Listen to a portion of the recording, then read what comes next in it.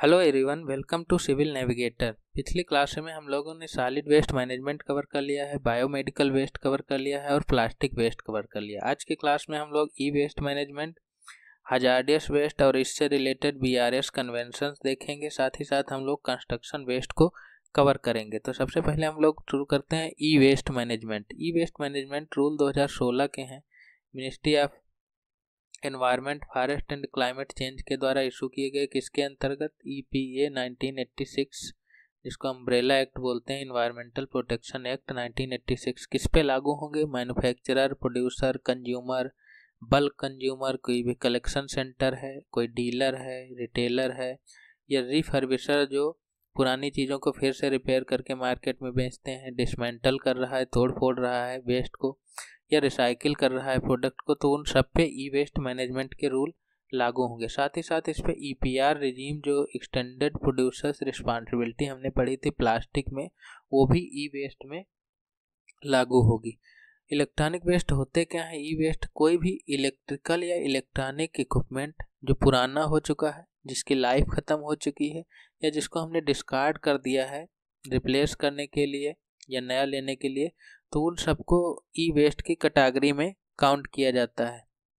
जैसे स्कैनर हो गया, computer, personal electronic device, monitor, cellphone, audio video equipment, television, ये सब के सब ई वेस्ट में ही काउंट होते हैं। ई वेस्ट में कुछ टॉक्सिक केमिकल्स भी पाए जाते हैं, जैसे कि लेड हो गया, सोल्डरिंग में इस्तेमाल होता है, मरकरी हो गया, switches, release, flat screen monitor में इस्तेमाल होता है, कैडमियम हो गया, ये रिचार्जेबल बैटरीज में इस्तेमाल होता है, क्रोमियम जो इलेक्ट्रॉनिक कंपोनेंट में इस्तेमाल होता है, ये कार्सिनोजन होता है। कार्सिनोजन का मतलब होता है इससे कैंसर होने के चांसेस होते हैं। PBB या PBD ये फ्लेम रिटार्डेंट के रूप में इस्तेमाल किए जाते हैं सर्किट बोर्ड्स में। बेरिलियम हो गया, कनेक्टर स्विचेज में इस्तेमाल होता है। आर्सेनिक सेमीकंडक्टर डिवाइस में इस्तेमाल होता है। PVC पॉलीविनाइल क्लोराइड, ये प्लास्टिक ही होती है, तो इसको इलेक्ट्रॉनिक कंपोनेंट की केसिंग वगैरह में इस्तेमाल होता है। क्या स्थिति है हमारे यहाँ पे ई वेस्ट की ग्लोबली और इंडिया में? तो लगभग 53.6 मिलियन टन ई वेस्ट जनरेट हुआ था 2019 में, जिसमें से हम लोग सिर्फ 17.4% ही रिसाइकिल कर पाए थे। अगर कंट्री वाइज जनरेशन देखें तो चाइना टॉप पे है, USA सेकेंड लार्जेस्ट है, इंडिया थर्ड लार्जेस्ट प्रोड्यूसर है ई वेस्ट का। ग्लोबली ई वेस्ट जनरेशन बढ़ने ही वाला है, क्योंकि डिजिटाइजेशन बढ़ रहा है दिन पर दिन, नए नए डिवाइसेज का डिस्कवरी हो रही है, उनका इस्तेमाल बढ़ रहा है, एरियाज बढ़ रहे हैं जहाँ पे डिजिटलाइजेशन हो रहा है। तो एक अनुमान है कि 2030 तक लगभग 75 मिलियन टन जो है ई वेस्ट जनरेट होगा ग्लोबली। अगर पर कैपिटा देखा जाए तो नॉर्वे सबसे ज़्यादा ई वेस्ट जनरेट करता है, लगभग 26 किलोग्राम। इंडिया 2.4 किलोग्राम ही जनरेट करता है, लगभग इसका 1/10। इंडिया में अगर सिटी वाइज देखें तो मुंबई, दिल्ली, बेंगलोर, चेन्नई, कोलकाता, ये कुछ हैं शहर जो जनरेट करते हैं ई वेस्ट। ई वेस्ट मैनेजमेंट रूल्स जो 2022 के हैं वो 1 अप्रैल 2023 से लागू हो चुके हैं। किस पे इम्प्लीमेंट होंगे, लागू होंगे? मैन्युफैक्चरर, प्रोड्यूसर, रिफर्बिशर, डिसमेंटलर और रिसाइकलर, जो हमने पीछे पढ़ रखे हैं। किस पे नहीं लागू होंगे ई वेस्ट? जैसे कि कोई फ़ोन होता है, लैपटॉप होता है, या और भी इलेक्ट्रॉनिक गैजेट होते हैं जिनमें बैटरी का इस्तेमाल होता है, तो उनमें बैटरी को ई वेस्ट में नहीं काउंट करेंगे। उसके लिए हमारे पास बैटरी वेस्ट मैनेजमेंट रूल हैं 2022 के। प्लास्टिक की पैकेजिंग होती है, जितने भी पैकेट्स इलेक्ट्रॉनिक गैजेट्स होते हैं, तो उसकी जो प्लास्टिक होगी उसको हम लोग प्लास्टिक वेस्ट मैनेजमेंट रूल के तहत कवर करेंगे, उसको ई वेस्ट में नहीं काउंट किया जाएगा। साथ ही साथ जो हमारे यहाँ पे MSME इंडस्ट्री हैं, माइक्रो स्मॉल मीडियम इंटरप्राइजेज हैं, उसमें माइक्रो इंटरप्राइजेज पे ई वेस्ट मैनेजमेंट के रूल नहीं लागू होंगे, स्मॉल और मीडियम पे लागू होंगे। तो माइक्रो इंटरप्राइजेज एग्जेम्प्टेड होंगे ई वेस्ट मैनेजमेंट रूल। EPR भी इसमें होगा। EPR क्या होता है? जो प्रोड्यूसर होता है उसी की रिस्पॉन्सिबिलिटी होगी कि वो प्रोडक्ट को कलेक्ट करेगा, प्रोसेस करेगा, रिसाइकिल और डिस्पोज करेगा। जैसे कि मान लिया नोकिया कोई फ़ोन बना रहा है, तो कस्टमर को बेचेगा, कस्टमर कुछ दिन इस्तेमाल करेगा, उसको या तो रिप्लेस करेगा या उसको रिसाइकिल करने के लिए दे देगा, तो उसके नोकिया की ही जिम्मेदारी है कि वो यहाँ से कलेक्ट करे, प्रोसेस और रिसाइकिल करे। तो यही है ईपीआर। हमने इसको प्लास्टिक वेस्ट में भी कवर किया था। ईपीआर के तहत सीपीसीबी का एक पोर्टल है, जिसके तहत जो ईपीआर कंप्लीट करने वाले होंगे वो इन 4 कैटेगरीज के तहत रजिस्टर होंगे, या तो मैन्युफैक्चरर हैं, या प्रोड्यूसर हैं, रिफर्बिशर या रिसाइकलर के तहत उनको रजिस्टर किया जाएगा। आरफंड प्रोडक्ट क्या होते हैं? एक टर्म आता है आरफंड प्रोडक्ट। जैसे कि मान लिया सैमसंग कोई फ़ोन बनाता है तो उसके ईपीआर की जिम्मेदारी सैमसंग की है। नोकिया बना रहा है तो उसकी जिम्मेदारी नोकिया की है ईपीआर की। लेकिन कुछ ऐसे प्रोडक्ट भी तो होंगे जो नॉन ब्रांडेड होंगे या असेंबल किए गए होंगे। कई जगह से सामान खरीदा, कुछ डेल से ले आए, कुछ एचसीएल से ले आए, कुछ एप्पल से ले आए, और एक अपना पीसी तैयार कर लिया। तो अब कौन इसमें ईपीआर करेगा? तो ऐसे प्रोडक्ट, या फिर कुछ प्रोडक्ट हैं जो जिनका कंपनी जो बनाने वाली थी वो क्लोज हो चुकी है, तो ऐसे अभी उनके प्रोडक्ट मार्केट में है, तो उनका कौन ईपीआर करेगा? तो ऐसे सारे प्रोडक्ट जो नॉन ब्रांडेड हैं या असेंबल्ड हैं या जिनकी कंपनी बंद हो चुकी है, तो ऐसे सारे प्रोडक्ट कहलाएंगे आरफंड प्रोडक्ट। इनके ईपीआर, इनका मैनेज करने की, इनके ई वेस्ट को मैनेज करने की जिम्मेदारी अर्बन लोकल बॉडीज की होगी। अगला है हजार्डियस वेस्ट। ऐसे वेस्ट जो फिजिकली, केमिकली, बायोलॉजिकली रिएक्टिव हैं, टॉक्सिक हैं, फ्लेमेबल हैं, ज्वलनशील हैं, एक्सप्लोजिव या करोजिव हैं, तो ऐसे सारे के सारे वेस्ट हम लोग हजार्डियस वेस्ट में काउंट करेंगे। हमारे यहाँ पे ट्रांस बाउंड्री मूवमेंट के लिए, हजार्डियस वेस्ट के ट्रांस बाउंड्री मूवमेंट, इंपोर्ट या एक्सपोर्ट के लिए ministry of environment, forest and climate change जो है नोडल मिनिस्ट्री है, जो रूल्स बनाती है, जिसके प्रोविजंस के अकॉर्डिंग ही इंपोर्ट या एक्सपोर्ट होता है हमारे हजार्डियस वेस्ट का। Time to time CPCB guideline भी इशू करती रहती है कि कैसे ट्रीट करना है, कैसे स्टोरेज करना है, और कैसे हजार्डियस वेस्ट को डिस्पोज करना है। तो अब कैसे उसकी पैकेजिंग होनी है, लेवलिंग कैसी होनी चाहिए, नॉन वॉशेबल मटेरियल हो पैकेजिंग लेवलिंग के लिए, ऐसा ना हो कि लेबल लगाया है हजार्डियस का और वो वॉश हो गया पानी से, या फिर वेदर प्रूफ होना चाहिए और इजीली विजिबल हो। ऐसा नहीं कोई कोने में छोटा सा बना दिया गया है, तो ऐसा नहीं होना चाहिए। बड़ा सा सिंबल जो क्लियरली विजिबल हो, उसकी गाइडलाइन सीपीसीबी इशू करता है। हमारे यहाँ पे इंटरनेशनल कन्वेंशंस भी हैं हजार्डियस वेस्ट को डील करने के लिए, जैसे कि बेसल कन्वेंशन, रॉटरडम कन्वेंशन और स्टॉकहोम कन्वेंशन। इनको कलेक्टिवली हम लोग बीआरएस कन्वेंशन के नाम से भी जानते हैं, बीआरएस। तो देखते हैं सबसे पहले basal convention. Basal convention UNEP के तहत, यूनाइटेड नेशन एनवायरनमेंट प्रोग्राम के तहत बेसल कन्वेंशन है। इसमें हम लोग ट्रांस बाउंड्री मूवमेंट को कंट्रोल करते हैं, किसके? हजार्डियस वेस्ट के लिए। होता क्या था कि कुछ कंट्रीज जो डेवलप्ड कंट्रीज हैं वो अपना हजार्डियस वेस्ट डंप कर देते थे, कहाँ? जो लेस डेवलप्ड या डेवलपिंग कंट्रीज हैं उनमें। इसके बदले में इनको कुछ कंपनसेशन देते थे, या ये लोग इसको रिसाइकिल करके इनसे कुछ काम की चीज़ें निकाल लेते थे। तो डेवलप्ड कंट्री अपना हजार्डियस वेस्ट डंप कर देते थे डेवलपिंग कंट्रीज में। ये एक बड़ी समस्या हो गई थी 1986-7 के करीब। उसी के बाद से 1989 में ही ये बेसल कन्वेंशन साइन हुआ और 1992 से लागू हो गया। लगभग 191 पार्टीज हैं यूएनईपी के तहत। तो इसमें international treaty that was designated to reduce the hazardous waste movement between nation, developed countries से लेस डेवलपिंग कंट्रीज की तरफ जो हजार्डियस वेस्ट डंप किया जाता था, उसी को रिड्यूस करने के लिए, उसी को रोकने के लिए बेसल कन्वेंशन लाया गया था। इसके अंतर्गत रेडियो एक्टिव वेस्ट को नहीं कवर किया जाता है, रेडियो एक्टिव वेस्ट के मूवमेंट को नहीं कवर किया जाता है बेसल में। ऐसी कुछ घटनाएं हुई थी जिनके बाद लाया गया था, उनमें से बेसल कन्वेंशन लाया गया था। उनमें से एक घटना है खियान सी वेस्ट डिस्पोजल हैती। हुआ क्या था कि फिलाडेल्फिया में कूड़े की बहुत समस्या थी, सॉलिड वेस्ट मैनेजमेंट की। इनको डंप पहले न्यू जर्सी में डंप कर देते थे, न्यू जर्सी ने इनको मना कर दिया। तो अब इनके पास बहुत सारा स्टॉक हो गया, स्टोरेज हो गया वेस्ट का, तो उसको इंसिनरेटर में डाल के इन्होंने जलाया। उसके बाद जो स्लैग बचता है या वेस्ट बचता है वो लगभग 14,000 टन स्टोरेज हो गया इनके पास। अब उसको कहाँ डंप करें, न्यू जर्सी ने तो मना कर दिया है। तो जो कंपनी थी डिस्पोज करने के लिए उन्होंने इस शिप में भरा, इसका नाम था खियानसी, और ले करके चले गए बहमास। बहमास ने इनको मना कर दिया डंप करने से। तो इन्होंने जा करके DR डोमिनिकन रिपब्लिक ले गए, उसने भी मना कर दिया।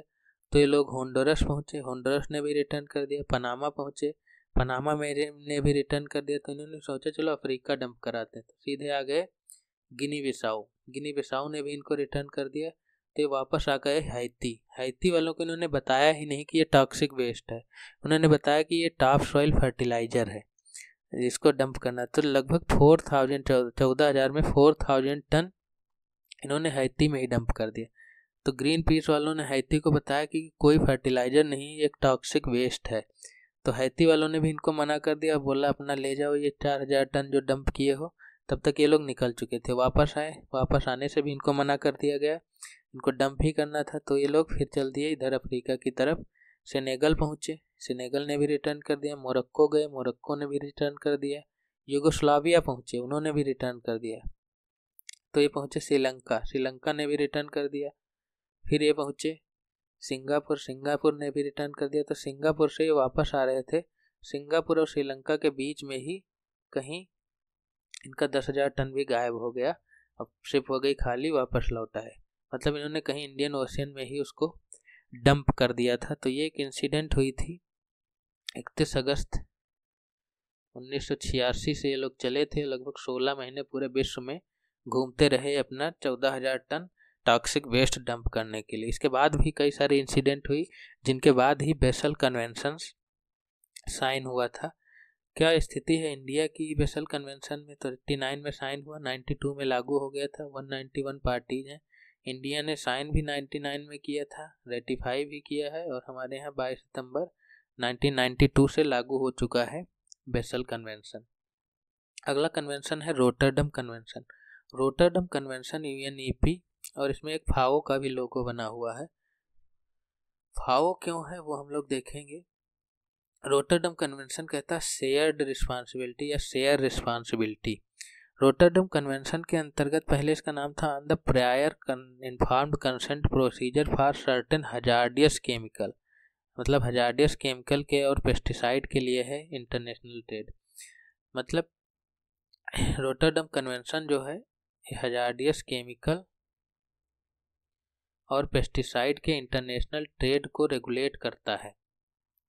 इसके अंतर्गत जो मान लिया एक कंट्री है, एक बी है, ये एक्सपोर्टर है, ये इंपोर्ट कर रहा है, तो कंट्री ए की रिस्पांसिबिलिटी है कि वो प्रॉपर लेबलिंग करेगा जो भी हजार्डियस केमिकल या पेस्टिसाइड है, डायरेक्शन इंक्लूड करेगा कैसे हैंडल करना है इसको, इसके क्या इम्पैक्ट होंगे ह्यूमन हेल्थ पे, इन्वायरमेंट पे, कैसे इसको डिस्पोज करना है, कैसे स्टोरेज करना है, ये सारी जिम्मेदारी एक्सपोर्टर कंट्रीज की होगी। इंपोर्टर कंट्रीज को सारी चीज़ें पता होंगी, उसके बाद कैसे उसको हैंडल करना है, डिस्पोज करना है, वो जिम्मेदारी इसकी होगी इसके यहाँ पे आने के बाद। तो ये शेयर्ड रिस्पॉन्सिबिलिटी है, कुछ इसकी कुछ इसकी।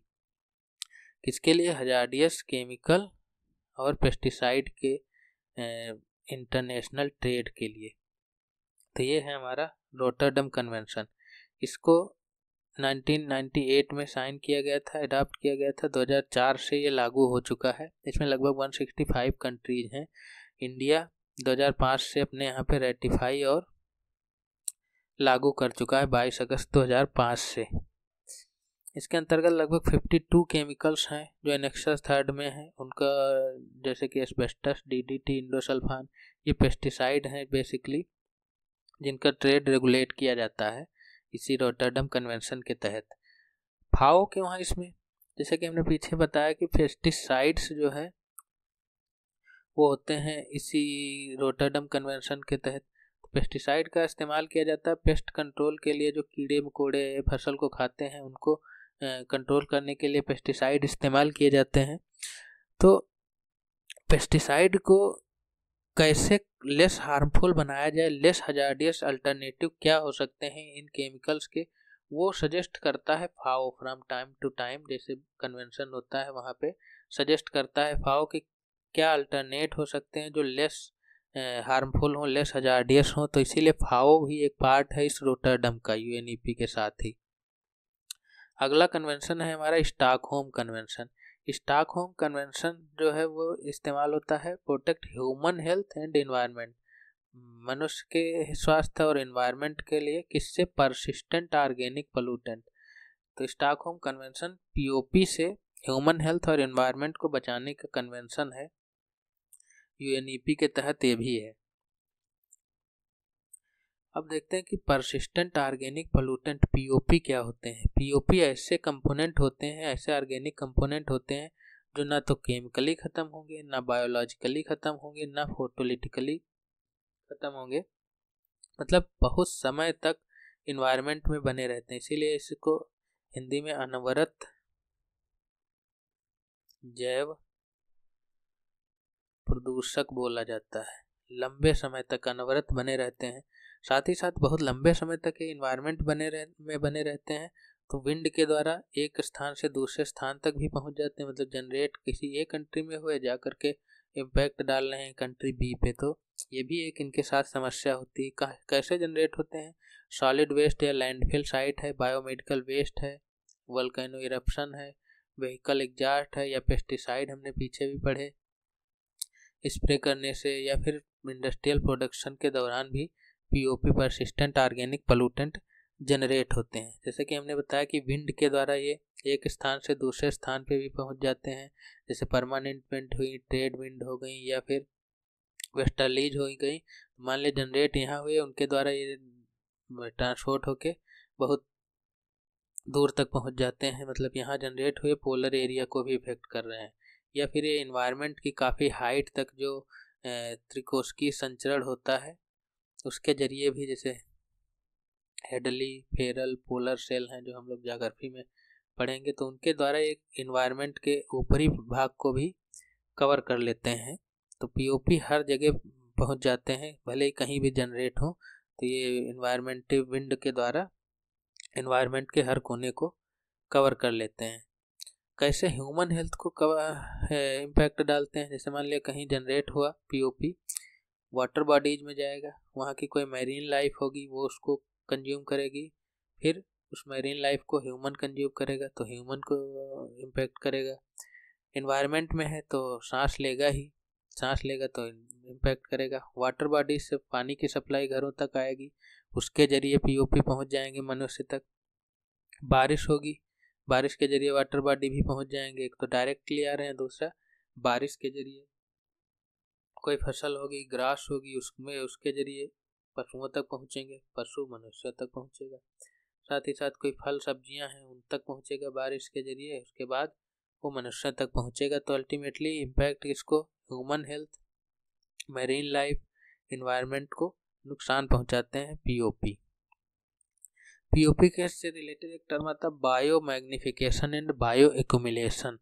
वो ऐसे ऑर्गेनिक पोल्यूटेंट जो बहुत लंबे समय तक, जो परसिस्टेंट ऑर्गेनिक पोल्यूटेंट हैं या पीओपी हैं, वो किसी भी लाइफ में, मरीन लाइफ में, वो लंबे समय तक एक्यूमुलेट हो जाते हैं या मैग्नीफाई हो जाते हैं, जैव आवर्धन या जैव संचय हो जाता है। तो ऐसी चीज़ों को बायो मैग्निफिकेशन या बायो एक्यूमुलेशन कहते हैं। जैसे बायो एक्यूमुलेशन मतलब एक ही कोई मछली है, छोटी थी तो उसके अंदर कुछ कम पीओपी थे, बड़ी हुई कुछ और बढ़ गए, और उससे बड़ी हुई तो और ज़्यादा हो गए, और बड़ी होगी तो और खाएगी पिएगी, और उसके अंदर पीओपी और बढ़ते जाएंगे। तो मतलब एक ही लाइफ के अंदर एक्यूमुलेट होते गए, थोड़े थे फिर और खाते गए तो पीओपी, क्योंकि पीओपी ख़त्म तो होने नहीं है, ना ये बायोलॉजिकली, ना केमिकली, ना फोटोलिटिकली ख़त्म होना नहीं, वो स्टोर ही होते जाना। अगर मान लिया वाटर सॉल्युबल होते तो इसकी बॉडी से निकल जाते, तो ये स्टोर होते जाएंगे हमेशा हमेशा के लिए, इसकी लाइफ, थ्रू आउट लाइफ इसकी बॉडी में ही बने रहेंगे। तो ये बायो एक्यूमुलेशन कहलाता है। बायो मैग्निफिकेशन क्या है कि कोई लाइफ है, छोटे छोटे, इनमें कम कम होगा, इसको खा गए ये, इनके अंदर ज़्यादा ज़्यादा हो जाएगा, इसको ये खाएंगे इसके अंदर और ज़्यादा हो जाएगा, इसको ये खाएंगे तो इसमें ज़्यादा ही है, तो इनको खाएगी तो इसके अंदर और ज़्यादा हो जाएगा। तो ये कहलाता मैग्निफिकेशन, मैग्नीफाई होता चला गया, एक्यूमुलेट नहीं। एक्यूमुलेट एक ही फिश की बात हो रही है, इसमें अलग अलग लाइफ है, तो मैग्नीफाई होता गया फूड चेन। किस लेवल पे पहुँचोगे, किस ट्रैफिक लेवल पे जा रहे हो, 1 2 3 4, तो जैसे जैसे ट्रैफिक लेवल बढ़ेगा पीओपी बढ़ता जाएगा, मैग्नीफाई होता जाएगा। तो यह है बायो एक्युमुलेशन, बायो मैग्निफिकेशन। ऐसा पोल्यूटेंट ही एक्युमुलेट या मैग्नीफाई हो सकता है जो ख़त्म ना हो, तो वो इसीलिए वो पीओपी हैं जो ख़त्म नहीं होते हैं, इसीलिए पीओपी ही से ही रिलेटेड है बायो एक्युमुलेशन और बायो मैग्निफिकेशन। स्टॉकहोम कन्वेंशन के अंतर्गत शुरू में 2004 में 12 पीओपी शामिल थे, जिनके नाम कुछ ये दिए हैं, आप लोग पढ़ सकते हैं। जैसे इसमें कुछ फेमस डीडीटी है, पीसीबी है। इनको पहले डर्टी डोजन बोला जाता था, 1 दर्जन थे, इसीलिए डर्टी डोजन नाम दिया गया था इनका। उसके बाद 2009 में कुछ और जोड़े गए, 2017 में कुछ और जोड़े गए, तब कुल मिला के 12, 9 और 7 इतने हो चुके हैं टोटल पीओपी स्टॉकहोम कन्वेंशन के तहत। स्टॉकहोम कन्वेंशन में 2001 में अडॉप्ट किया गया, 2004 से लागू है।